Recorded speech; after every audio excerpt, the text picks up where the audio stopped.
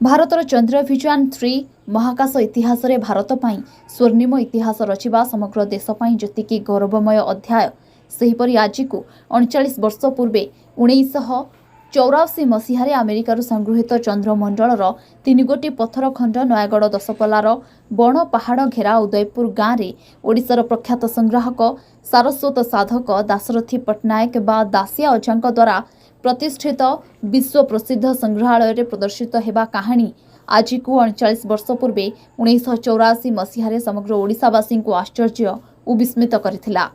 अमेरिकार वैज्ञानिक नील आर्मस्ट्रंग 1969 मसीह चंद्रपृष्ठ प्रथमे पदार्पण करी चंद्रपृष्ठरू पथर खंडमान अमेरिका को आनी इतिहास रचिथिले। पंडित नीलकंठ दासଙ୍କ पुत्र ओडिशार विशिष्ट लेखक साहित्यिक प्रोफेसर डाक्टर विक्रम दास अनेक कष्ट स्वीकार करी अमेरिकार चंद्रमंडलर पथर खंडमान संग्रह करी ओडिशा को आनिथिले। एही दुर्लभ सामग्री को देखिबा पई ओडिशार अनेक तुंग राजनेता और उच्च पदस्थ अधिकारी माने डाक्टर दासଙ୍କ कटक स्थित घर को बारंबार आसिथिले एवं पृथ्वीर एही अमूल्य संपद को राज्य संग्रहालय प्रदर्शित पई प्रोफेसर दास को बारंबार अनुरोध करथिले, मात्र से समस्तଙ୍କ अनुरोध प्रस्ताव को प्रत्याख्यान करथिले। दासिया अजांक संग्रहर साधनारे विमोहित होई डाक्टर विक्रम दास और सहधर्मिणी एही दुर्लभ चंद्रमंडलर 3 खंड पत्थरमान को दासिया अजांको खूब खुशी प्रदान करथिले।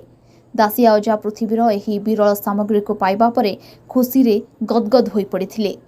से यहाँ को नहीं डॉक्टर हरेकृष्ण महताब, बिजू पट्टनायक, जानकी वल्लभ पट्टनायक, नंदिनी शतपथी, पद्मश्री विनोद कानुनगो, समाज संपादक राधानाथ रथ, न्यायमूर्ति हरिहर महापात्र, विख्यात कवि शची राउतराय और पद्मभूषण गोपीनाथ महांती, विशिष्ट स्वाधीनता संग्रामी मालती चौधरी और ऐतिहासिक सत्यनारायण राजगुर और प्रगतिवादी संपादक प्रद्युम्न बळଙ୍କୁ व्यक्तिगत भावे देखाइथिले।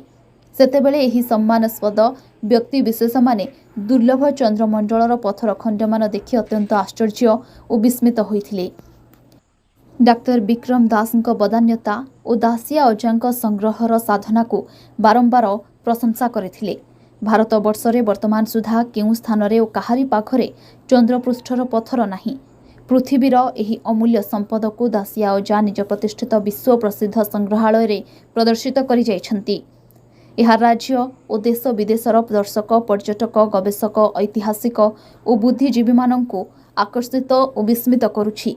प्रोफेसर डाक्टर विक्रम दास और दासिया अजा आज देशवासी निकटरे अमर होई रहिछन्ति।